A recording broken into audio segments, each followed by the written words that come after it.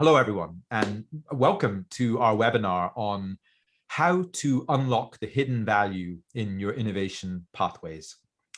In this webinar, we're excited to share an overview of some of the ideas that we wrote about in our recent ebook on this topic.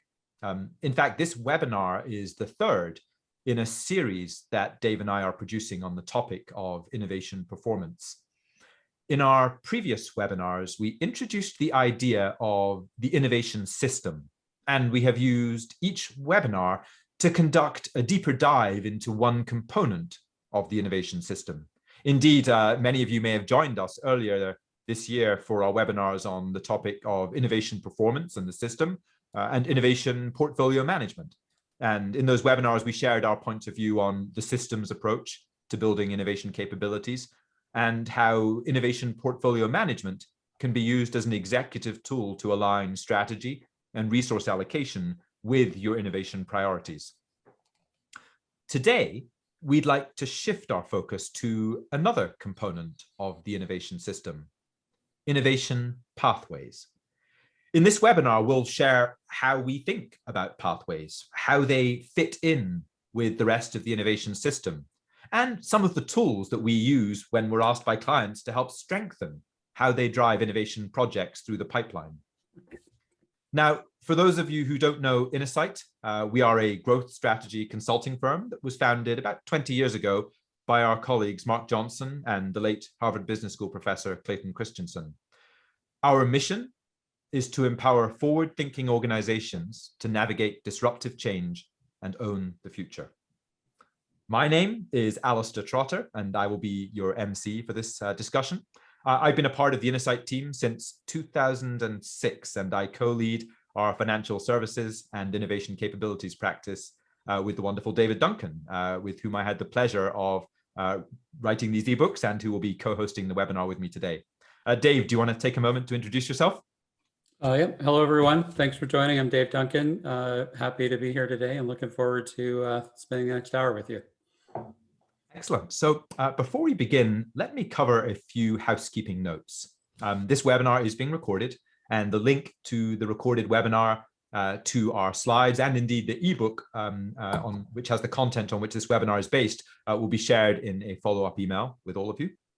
We have muted the lines. We have a large number of people in the room, so obvious dangers if we don't do that. If you have questions, please submit them through the Q&A function. The chat, happy to have chat there. We will try to monitor that. But if you have a specific question that you would like us to address, drop it into the Q&A, as it makes it easy for us to wade through the questions, line them up, and if we have time, try to get through all of those. We will have a poll about halfway, maybe 2/3 of the way through the discussion. When we pop that on the screen, it's built into Zoom. Please click the submit button after you've selected your answers to make sure that they are recorded and we can reflect upon them together. So with that, I'd like to pass to Dave to talk a little bit about how we think about the challenge of innovation inside large organizations. Great, thanks, Alasdair. So we'd like to start this webinar with an observation, and Alasdair and I have been working with large organizations on various topics related to growth and innovation for the past 15 years or so, as have our colleagues at Innosight, even longer than that. And one of the recurring things that we observe is that every large successful organization has a legacy of great innovations. Otherwise, they would not have become large and successful in the first place. And even if they're critical of themselves with respect to their innovation capabilities, they don't think that they're exceptional. When you ask for examples of innovations they've developed over the years, there's always many genuinely very impressive examples that stand out and that they're rightfully proud of. However, when you ask them to explain how exactly those innovations came about, they're not always able to fully explain it. Sometimes they can, or they can point to a process or a tool that was used along the way, and they can certainly identify the key people that made it happen. But there isn't necessarily a clear view of how those great innovations happened. And this presents what seems like a paradox. On the one hand, they're great at innovation. On the other hand, they're not exactly sure how to explain to themselves how it comes about in all cases. So the first step towards resolving this paradox requires recognizing that in most organizations, a lot of innovation happens via informal mechanisms or a mix of formal and informal mechanisms. And while you can still get great results that way, it's a problem because if you don't have a complete picture of what makes it happen, it's hard to determine what's working well, how you replicate it, or how it can be improved. So I'd like to share an example of what I'm talking about here. So this is a real disguised example, an insurance company that we worked with many years ago. And they were a top tier company, and they got there by introducing, among other things, a number of industry shaping innovations over the years. But they were looking for help on how do we take innovation to the next level. And clearly they were doing a lot of things right? So we wanted to start with understanding, well, how did you get to where you are today? How did the successful innovations happen? So we asked for some examples. And one example everybody brought up was what they called at the time their virtual agent app. And this was back in a time before apps were quite as ubiquitous as they are today. And it was an app that enabled policy shoppers to interact using their phones with a sophisticated virtual agent that was powered by artificial intelligence, and it could help them navigate their choices and make good choices around policies. So when we started to examine via a kind of innovation archaeology, how did that innovation develop? Well, the story was there was a junior guy just out of college who was in IT, who was a developer. His outside hobby was creating gaming apps. And he thought one day it would be fun to try to make a virtual agent app just as a personal challenge. So completely outside the scope of the organization itself. So he developed a prototype. He shared it with his manager. The manager was enthusiastic about it and encouraged him to continue. Shortly thereafter, a member of the executive team, one of the top leaders in the company, was visiting their department, again, just completely unpredicted. They showed him a demo, and the executive was so impressed that he pushed for it to be resourced with the project team. And from there, it went into the formal product development process. And from then on out, it went through a series of well-defined stages all the way to launch. But it was clear that its early development, the genesis, including early decisions to allocate time and resources to it, it was just pure serendipity, Now, this is an example of an informal, or I'd say quasi-informal approach to innovation that produced great results. However, just as often, these approaches can lead to wasted time, wasted resources, and if they're not explicit, they're hard to replicate and manage and scale. It's also hard to know if you're getting all the innovation that you need. So how can you solve this problem and resolve this paradox? The first thing you need to do is understand how innovation really happens today. And if you've attended our other webinars in the series, you'll recall that we think about enabling innovation in an organization as a system designs challenge, And that means there's no simple intervention or fix you can implement to get better at it. You have to think about all of the things that are in this picture here, which we call our innovation performance framework. You have to have clear innovation priorities. You have to connect those to the pathways that do the innovation, manage all of the portfolios and pipelines that result, and of course, empower people to get it all done. And we're not going to talk about all of the components of this system today. You can reference our other webinar and ebook on that topic. We're going to talk today just about this one component here, this idea of innovation pathways. And these are really the heart of an innovation system. This is how innovation actually gets done. And in particular, how can you start by understanding your current pathways, even the ones that may not be explicit and recognized currently, map them out and use that understanding to understand what's working and what's not working so you can create more effective pathways.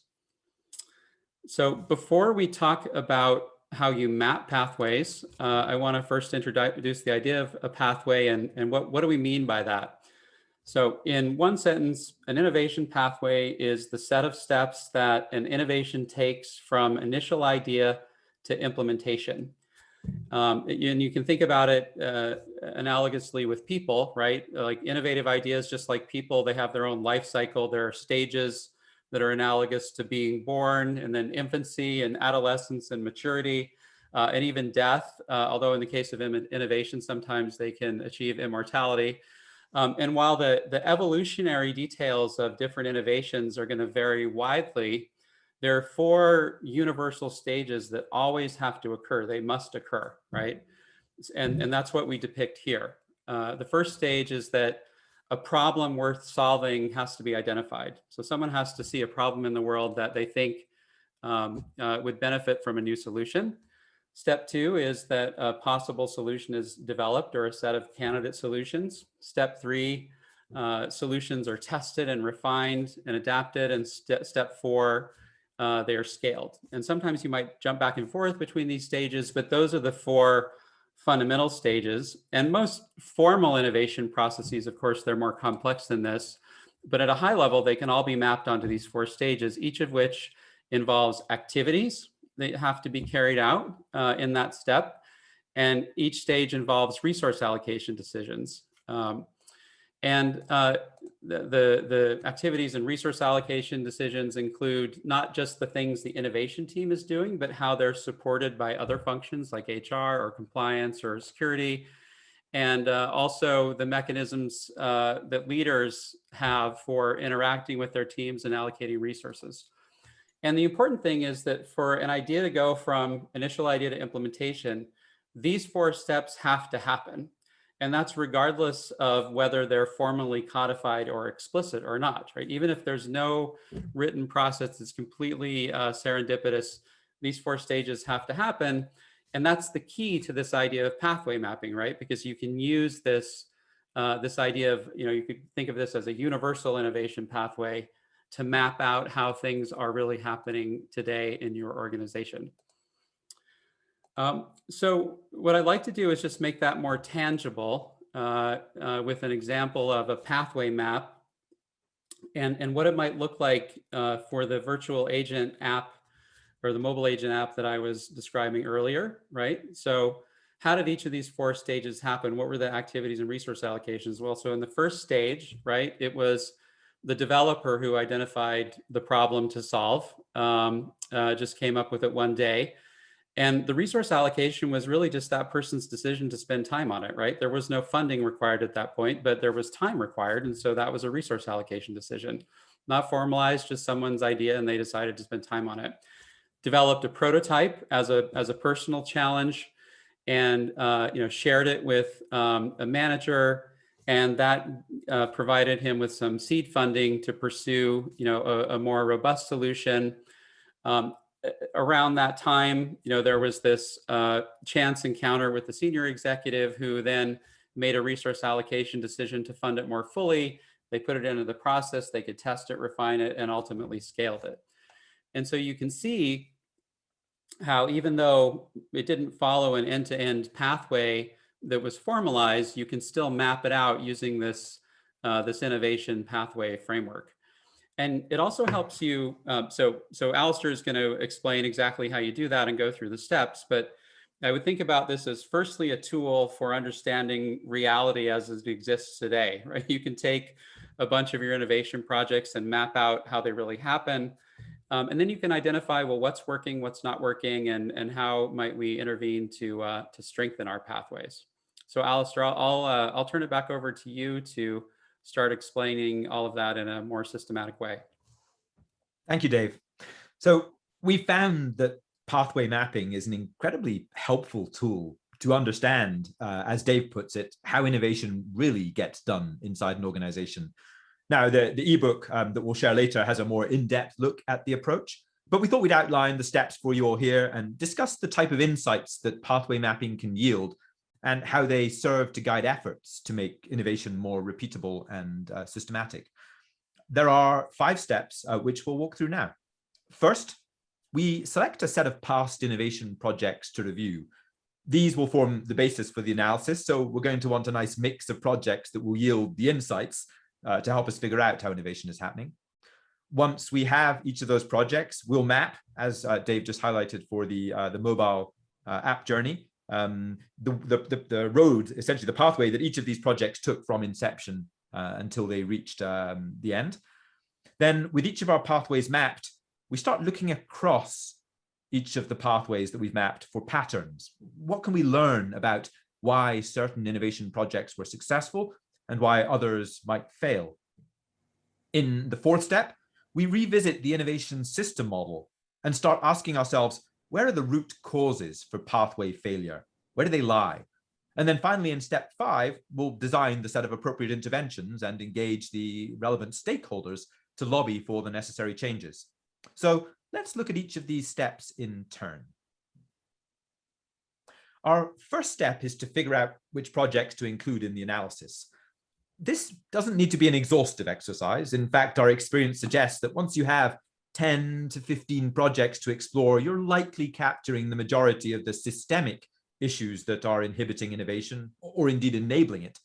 Put another way, if you don't see any issues emerging consistently in at least 2 or 3 projects out of a pool of 10, they're probably not systemic issues.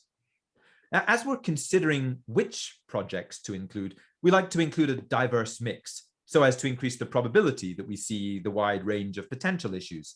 And as we see issues emerge, we'll often seek out new projects to dig into in order to confirm emerging hypotheses.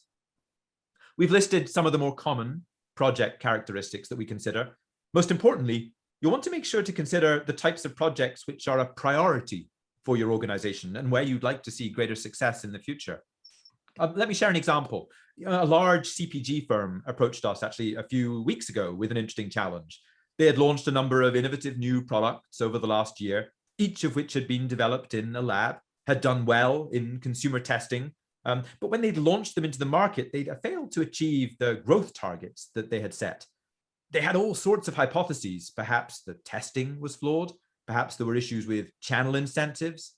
Maybe the senior leaders inside the business units didn't really need to see these projects be successful in order to hit their numbers. Maybe the growth numbers themselves were wildly aspirational. Now, as we set about exploring the appropriate set of projects to analyze, we elected to focus on one geography and examine 10 recent projects, 5 which had been terminated deliberately prior to launch, 5 of which had launched, and 2 of which had achieved their growth targets. So in this case, the question was fairly focused, and so we selected projects based on a fairly narrow set of criteria. With another client, the question they asked us was much broader. Simply put, they were keen to understand how effective their innovation system was in aggregate at driving results. So for that project, we had a much larger set of projects covering multiple geographies, multiple business units, projects that were focused on driving revenue, others that were more focused on efficiency or cost reductions. Once you've selected that pool of projects, now we can begin the process of mapping the innovation pathway. Well, what does this involve? Typically, it means you go and find 4 or 5 people who are actually involved in the project, with each of them providing a different perspective on what really happened. The goal here is not to assign blame or take credit, but simply to assemble a fact base of what happened. We ask people to share their stories of the project, and then ask follow-up questions to try and get to a rich level of detail until we can build up a timeline and a sequence of key activities, key decisions, interactions with various internal or external groups, key milestones, and so on. Now, the picture on the screen above is certainly more detailed than the iconized version Dave showed earlier, and it's for the mobile app pathway that Dave described earlier. Our actual pathway maps honestly look a bit more like Excel spreadsheets, but we find it helpful to summarize them in this type of format when we're playing back our findings to clients and using the pathway maps to illustrate key enablers or key barriers which emerge in the various stages of a pathway. Now, when we conduct these interviews, we already have in our heads key principles that we believe constitute a good pathway. For example, everyone knows in theory that a well-designed innovation process should put the customer need, or the job to be done in our language, at the front and center of all activities. However, despite all the innovation playbooks, the innovation process documents that we've seen, it's incredibly common to discover when doing the pathway mapping that teams took shortcuts or forgot to ask the right questions of customers or glossed over inconsistencies in what they heard in interviews. Everyone also knows, again in theory, that innovation teams should be hypothesis-driven and conduct in-market tests to figure out things like unit economics before scaling. However, it's rare to find teams that actually maintain this discipline over time, and rarer still to find leaders who actually ask the right questions before approving each subsequent round of funding. Having these principles in mind as you conduct your pathway mapping and your interviews helps greatly with the rapid identification of issues and ensures good follow-up questions. Once you've completed the interviews, we usually follow up to gather documentation. People don't always remember the details, and many innovators, being the natural optimists that they are, tend to have rose-tinted glasses on when they recall their past projects. So gathering the relevant documents that were created as the project proceeded provides a powerful lens to corroborate the stories and reinforce hypotheses about what really was going on. The third step in the pathway mapping exercise is to repeat this process for multiple innovation projects and then reflect on the patterns that emerge. For example, are there any patterns that suggest why projects are getting stuck? Are there any shared activities across successful projects, but which are missing from failed projects? Perhaps there are certain functional groups which, despite their best intentions, routinely inhibit the ability of a team to move quickly. Maybe teams are routinely failing to ask important but easy to answer questions about an opportunity at the earliest stage of the innovation process. Ultimately, what we're trying to develop here is an understanding of the existing barriers and enablers so that we can remove the former and replicate the latter. Now, over the years of doing this type of analysis, we've seen a number of interesting pathway patterns emerge, and we thought we might share a few of our favorites here to bring them to life. The first common pathway pattern is the dark pathway. This pathway often emerges in organizations that have a strong technology or engineering, a solution bias. Innovation teams in those organizations tend to be very focused on building their solution.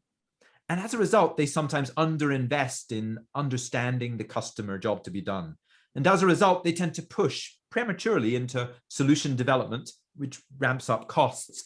And then ultimately, if they're unlucky, into an issue of a product that fails to gain traction with customers. Now, despite the years of evangelism on customer centricity or design thinking, this is still one of the most pervasive challenges for organizations.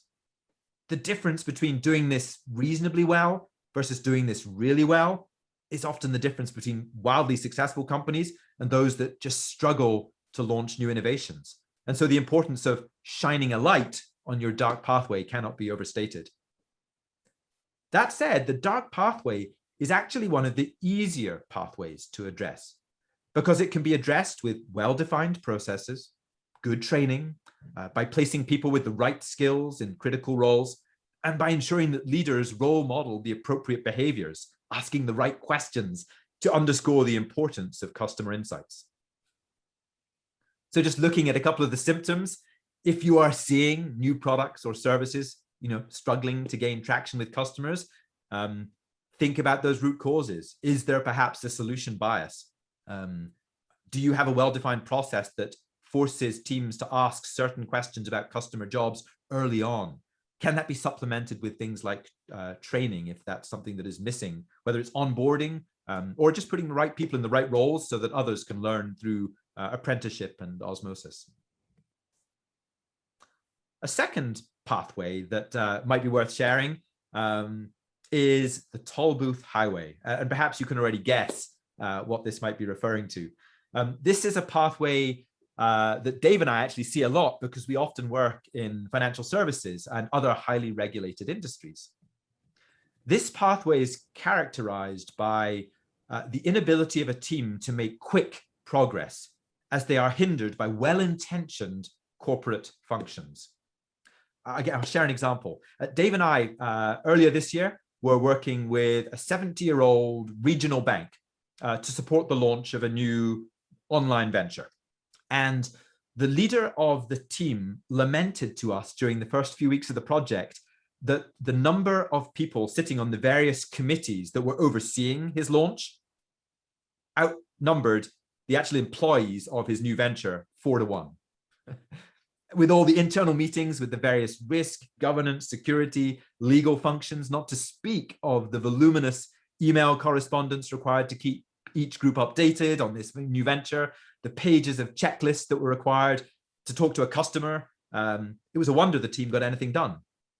Now, if you take a step back and realize that the entire launch plan was a soft launch to just a few tens of customers, you can begin to appreciate that perhaps the risks that everyone thought they were protecting against weren't actually the risks that this new venture would create exposure to, at least not during their soft launch phase. And herein lies the rub. Large, successful organizations are used to managing risk. It's often one of the reasons they're successful, but they're used to managing certain types of risk. Those risks associated with scale businesses, where risks can be well understood and can be managed. New innovations tend to start small, but they can create exposure to unknown risks. If these groups aren't set up in the right way, they manage risk through the way they have always done it, and they don't prioritize speed. They are biased to assume scale is implicit in the risks, and they're often blind to the nuances that of the type of risks that new ventures need to embrace. So addressing the Tollbooth Highway requires that corporate functions develop modified, slimmed down versions of their support models, which do prioritize speed and focus on managing the appropriate risks in a way that actually meets the needs of the organization and the innovation teams. This does not just happen, but requires strong senior sponsorship to push for the necessary changes. So if you're looking at the symptoms and you are seeing teams struggling with these types of groups, long delays in getting approval, talking to customers is often a great challenge. Think about the governance. Think about whether or not there is a bias within the support models who are managing risk for your group or legal for your group off the side of their plates, and think about what a built-for-purpose support model might look like and how you could build sponsorship for that type of initiative by highlighting the true risks that are actually being created and how they might be addressed in a more Pareto optimal fashion. The third and final pathway we'll share in detail today is the underground tunnel. And in fact, this is actually the pathway that best describes at least the early part of the journey that Dave described earlier with the mobile or virtual agent project.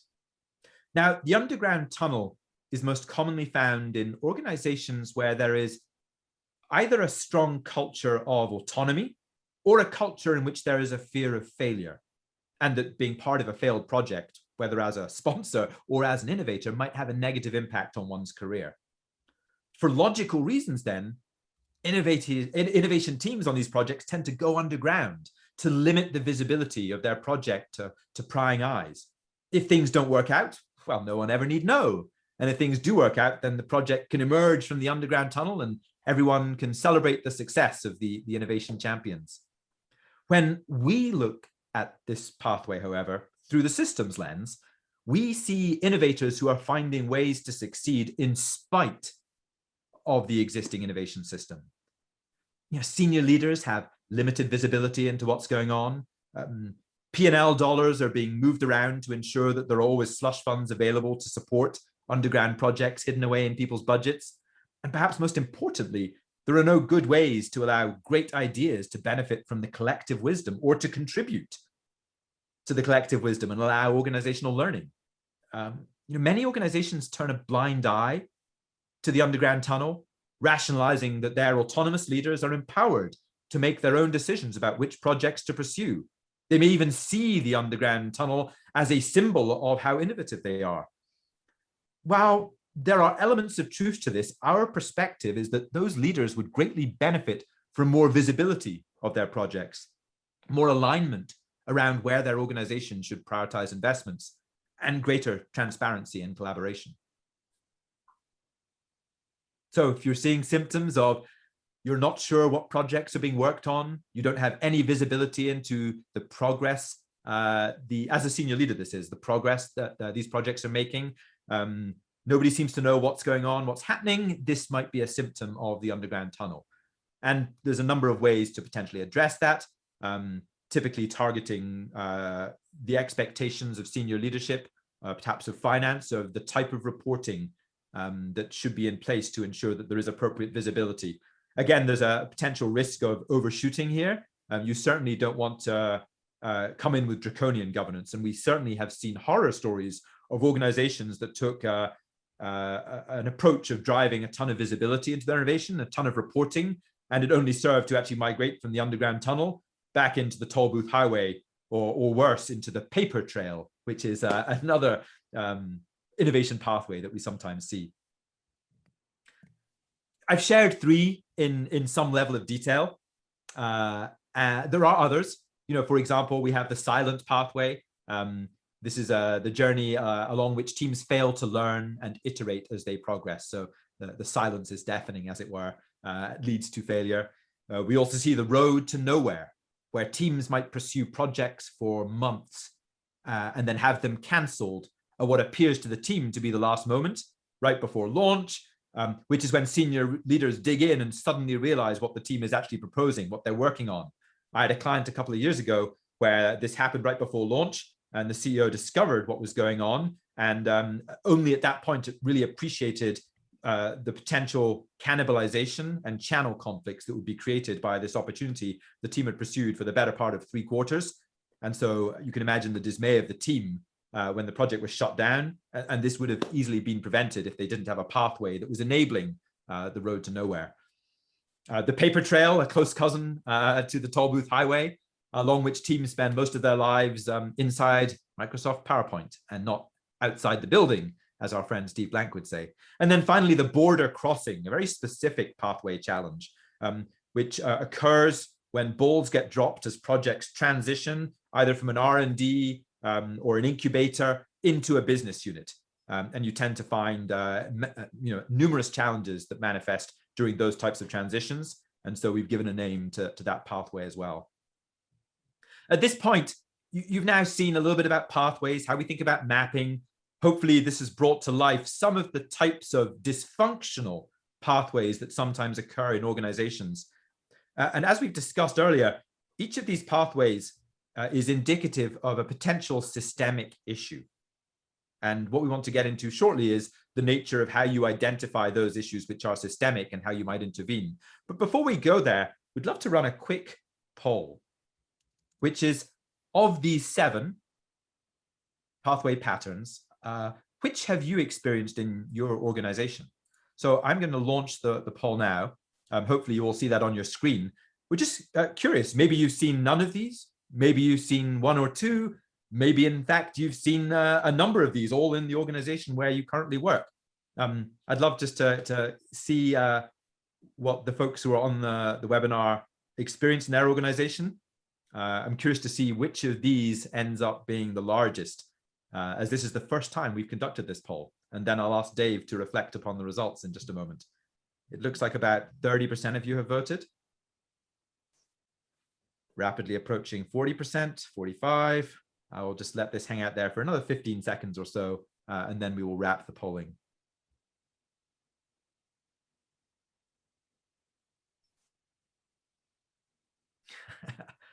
All right, I'm going to wrap I'm sure there's still votes coming in, but in the interest of time, I'm going to end the polling now and just share the results. Dave, I'd love to get your reactions on what you're seeing here. Yeah, it's not entirely surprised. Well, so you see all of them, right? And I could sense the sort of relief of frustration as people were answering this poll coming through the internet, because I'm sure people have observed or experienced all of these things at one point or another.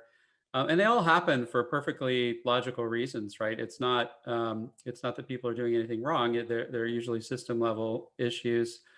And these are all common things we see, and particularly in big companies, the Tollbooth Highway, where there's a lot, people feel like there's a lot of bureaucracy to a lot of sign-offs they have to get along the way. That one is not surprising. The thing that's so helpful about this pathway mapping exercise that that Alasdair is describing is that it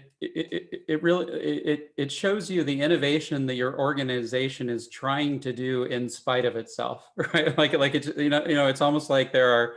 It shows you the things that it's intentionally trying to do. You might have a very well-functioning innovation process for some subset or even most of your innovations, but it also shows the things that the organization knows it needs to do, and it's trying to find a way to do them, right? That's why it's happening in spite of the formal process. And it's almost like there are plants that are sprouting up in some inhospitable terrain or weather condition, right? But they're finding a way to create life and start to grow.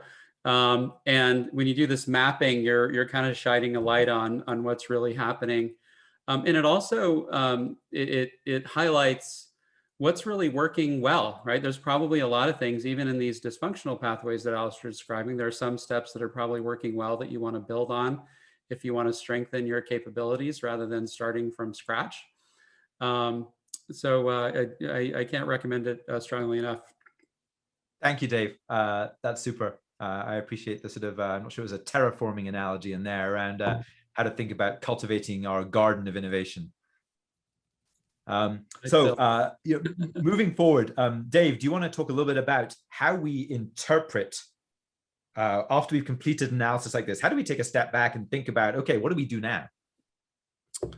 Yes, so we're going to spend just a little bit of time on that, and then we'll have plenty of time for questions if people have them. So you've mapped your pathways, right? You've identified things that are working well. Maybe you've seen some of the dysfunctional patterns. Maybe you've seen some very effective pathways.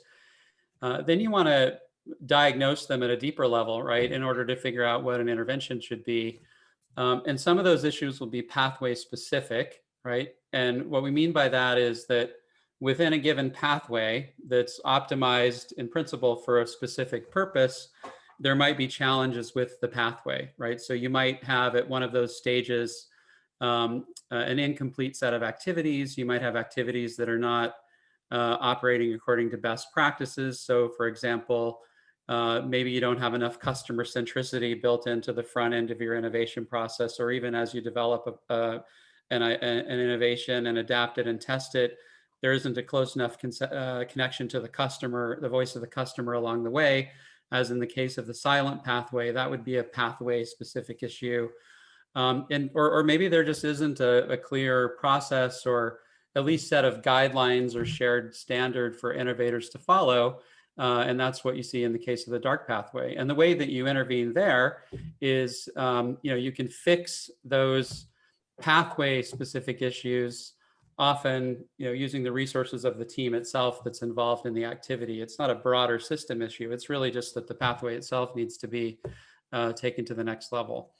The second category of challenges we see, and these are trickier to address, are systemic issues that result from how the pathways are connected to other components of the innovation system. So we've reintroduced our framework here for the different system components. And your pathway, the dysfunction of your pathway might not result from the pathway itself, but rather how it's connected to other things. For example, if you don't have clear priorities defined and those aren't connected to your pathways in a way that they really guide what people choose to work on, then you may have a great pathway that ends up producing innovations of the wrong type that aren't aligned with the priorities of the organization. And then you get something like the road to nowhere.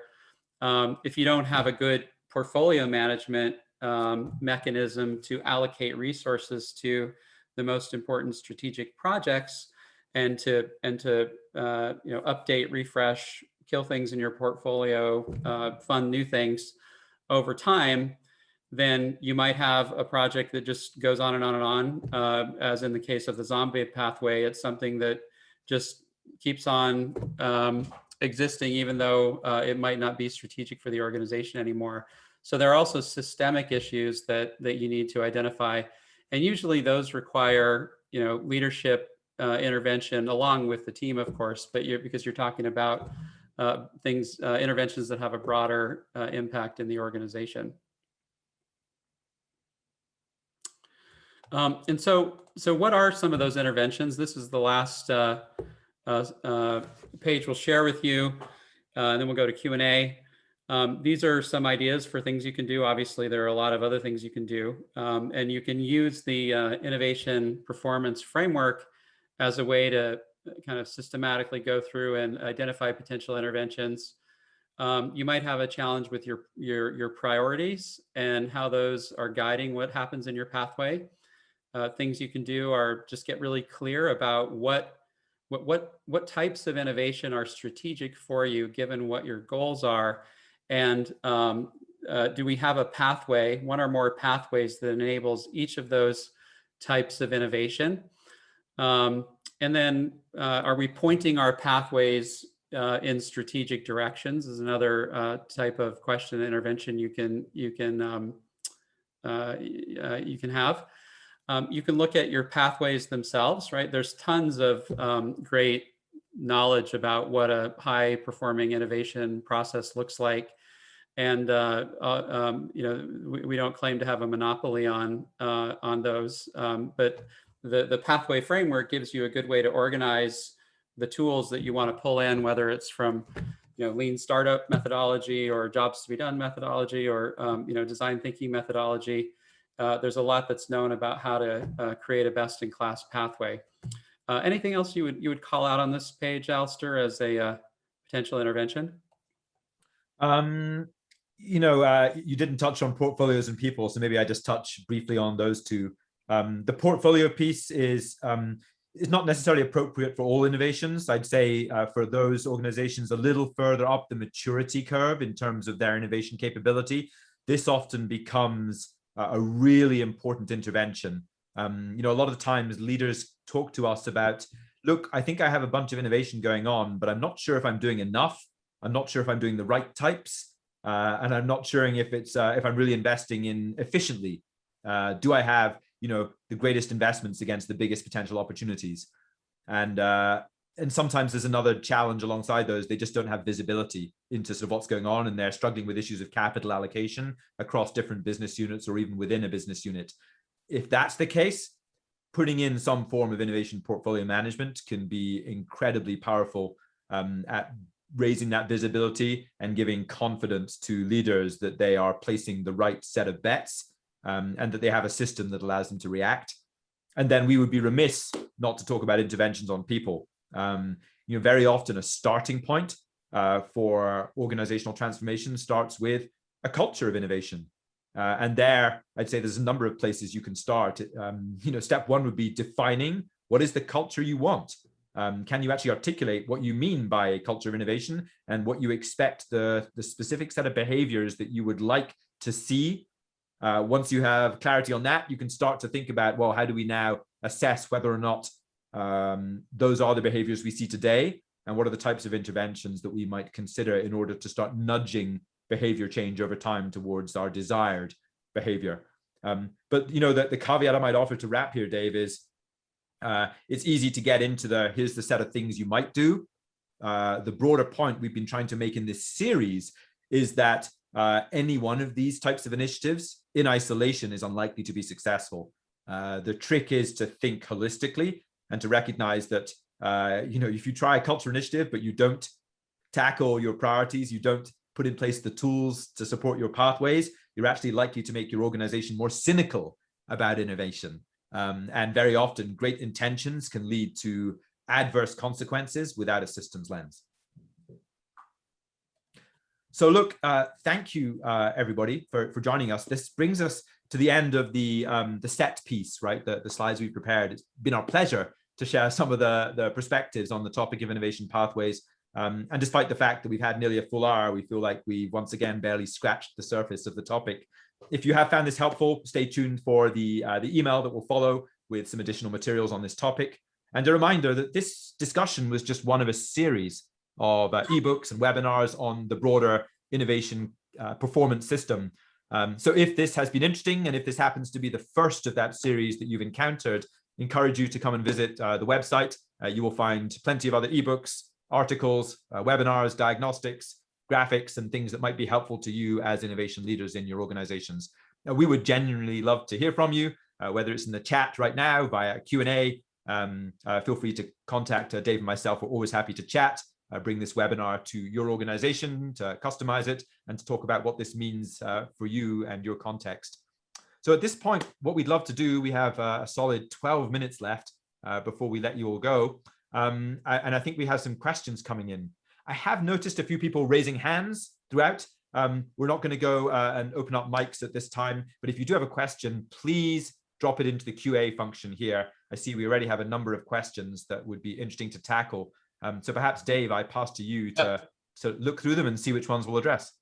Well, we have time. So the first one is, could you share your top 5 questions you ask in the exploration phase? And I assume that means in the first phase, right, when you're trying to identify a problem to solve.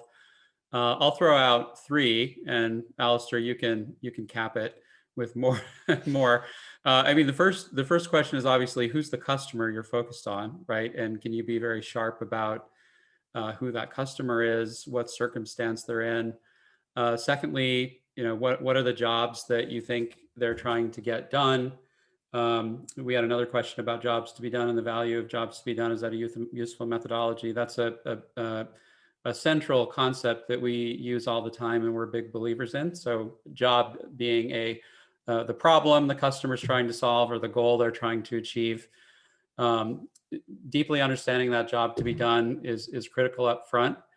A third one would be what evidence do we have that we understand who the customer is and what the job to be done is, right? And have we actually had a conversation with a customer that gives us direct input that we understand it, right? So it's not enough just to hypothesize or assert based on our own intuition, but what evidence do we have for that? So those would be 3 of the most critical early questions. I'm sure Alasdair agree with that, but we'll have a better and more sophisticated answer. I don't think so, Dave, but I can cap it if you wish. Maybe it's more nuance on how we think about the job question. For example, I might also ask, what are the barriers that currently get in the way or that inhibit this job from being addressed today? Would be a 4th. And then the 5th might be, how are people addressing this job today? What solutions exist, if any, and why is it that they fall short along some performance dimension of addressing the job? Essentially, a little bit of a competitive landscape through the job's lens. Because I think once you have those 5 questions, you know who you're targeting, you know what their problem is, but you also have, those last 2 questions give you a sense for why existing solutions are failing, which is exactly the right setup to move to solution design phase, where you start to say, now, okay, what is the barrier I need to overcome, or the competitor I need to beat, and on what dimension do I need to beat them in order to better address the job? So there you go, 5 questions. Great, that surely was even more than 5, so it's a bonus. So here's the follow-up question to that one. So you collect data concerning the so I'm going to interpret this one. I think the question is, when you're collecting data, doing this pathway mapping about these hidden pathways, do you always collect it just through interviewing people and through document review, or can you use digital tools to make the data collection more scalable? Oof. That's a great question. It is. I think the answer is actually no, and I welcome a challenge on this day from you. And here's why. A lot of what causes innovation system and innovation pathways to be dysfunctional comes down to softer elements around leadership, training, attitude, behavior, and of course, this process as well. And when you get into, when you're trying to uncover why it is this innovation didn't take off, let's for a moment think about some of the experiences we've had. A business unit leader has incentives. For example, if I think about the border crossing pathway that's been on my mind recently, a business unit leader has incentives to make his business wildly successful, or her business. There's a revenue target, and they look simply at the investment choices they face for where can they invest with confidence to hit the numbers they need to meet, whether it's on a quarterly or annual basis. And they look at this new thing that's been foisted onto their plate by an innovation lab. And even by the way I've just articulated it, you'll see the sort of challenge in that organization, like it's alignment and incentives.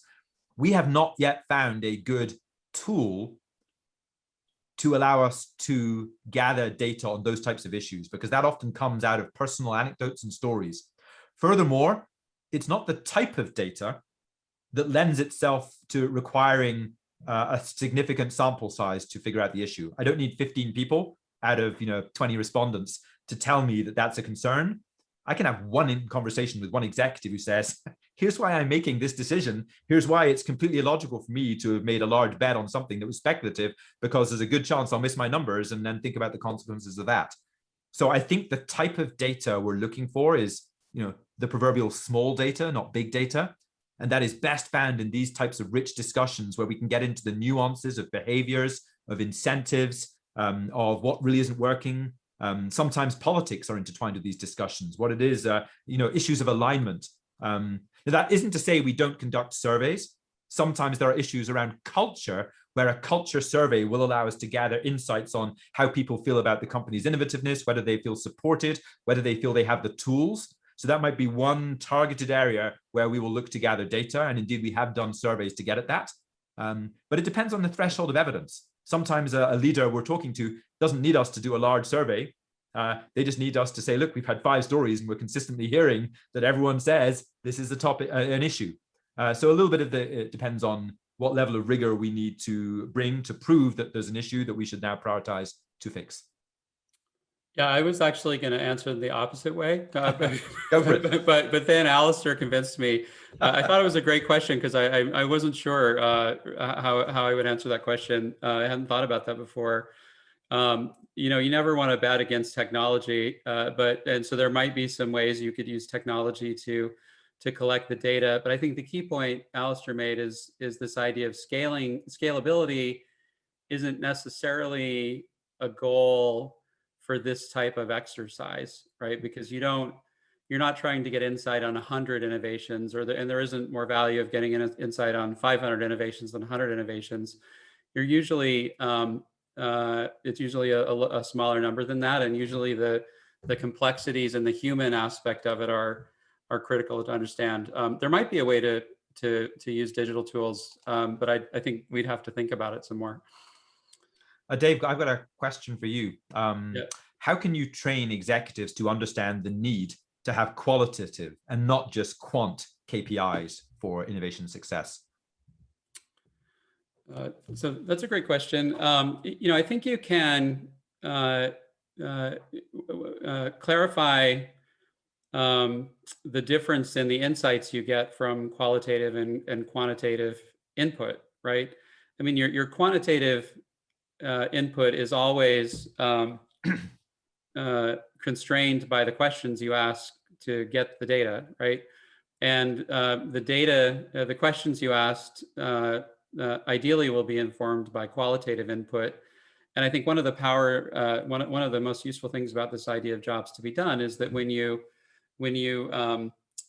teach executives that idea and show them the shift in perspective and insight it gives you by looking at the problem from the customer's perspective and the jobs that they're trying to get done, and how different that is from the lens you might have that's internally or product focused, it's usually quite powerful, and it kind of sells itself. But you need an opportunity to show them the difference in insights you get from, when I think about qualitative insights, I think about customer conversations where you're really trying to get the customer's perspective.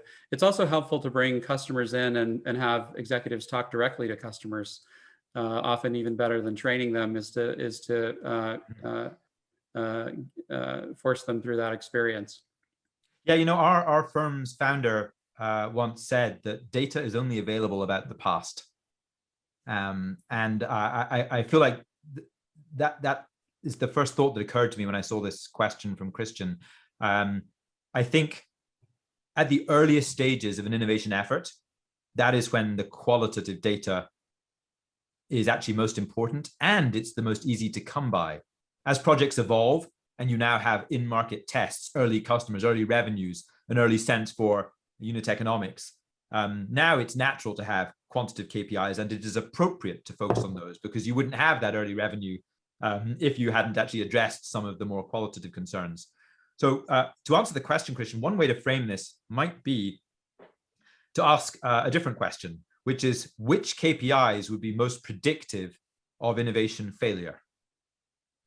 Because I think that question lends itself to a natural discussion, which is, well, there are no quantitative KPIs available early on in the process say during the spot opportunities, or even design solutions, or even the early test and learn as you're validating customer needs. And I could imagine that one could logically argue that presumably you don't want to pursue every idea that emerges out of spot opportunities, and you don't want to pursue every idea that emerges from design solutions. So you have to down select in order to prioritize on those opportunities most likely to succeed. So rather than looking for quant KPIs to predict success, what qualitative KPIs might help you better eliminate poor ideas? And I think you could build a case fairly rationally that there aren't quant KPIs. And in fact, those most powerful KPIs would be, a lack of evidence in customer conversations of the need for a problem, the existence of barriers, the strong existence of existing solutions, and so on, somewhat linking this back to the set of questions we discussed earlier. Yep. So I think we have time for one more quick question. I think it's a good one to end on. Is there a framework or a checklist to understand whether innovation is the right solution to a business problem? Often focusing on spending more on advertising is a quicker and more appropriate solution to growth needs. I think the question is saying, how do you know if you need to innovate something new to drive growth versus driving growth in some other way, like ramping up ad spend, right, or doing more marketing?